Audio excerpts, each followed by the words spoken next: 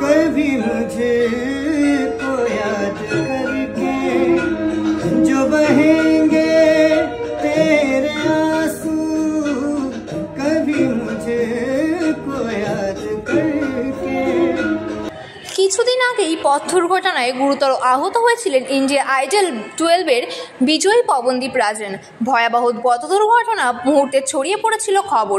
ভালো নেই পবনদীপ, যদিও বর্তমানে সেই বিপদ অনেকটাই কেটে গিয়েছে। ধীরে ধীরে সুস্থ হয়ে উঠেছেন পবনদীপ। তবে এবার যেন স্বস্তি ফিরল অনুরাগীদের মনে, কারণ হাসপাতালের বিছানায় বসেই গলা ছেড়ে গান ধরলেন তিনি, যে ভিডিও ভাইরাল সোশ্যাল মিডিয়ায় পেজে। ইনস্টাগ্রামে শেয়ার হওয়া সেই ভিডিওতে পবনদীপকে হাসপাতালের পোশাকে দেখা গিয়েছে। তিনি বেডে বসে রয়েছেন, তার সঙ্গে রয়েছেন এক নার্স। পবনদীপের হাতে মুভমেন্ট মেশিন লাগানো আর গায়কের গায়ে ছিল চাদর।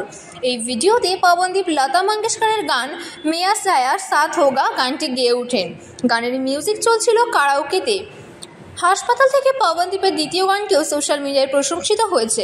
এই ভিডিও পোস্ট হতেই তার ভক্তরা গায়কের দ্রুত সুস্থ হওয়ার শুভকামনা করেন। প্রসঙ্গত দুদিন আগেই পবনদীপ হাসপাতাল থেকে জো ভেজি থি দুয়া গানটি গেয়ে সকলের মন জয় করে নেন। হাতে পায়ে স্পষ্ট ক্ষত, সুস্থ হতে যে সময় লাগবে তা তাকে দেখেই বোঝা যাচ্ছে।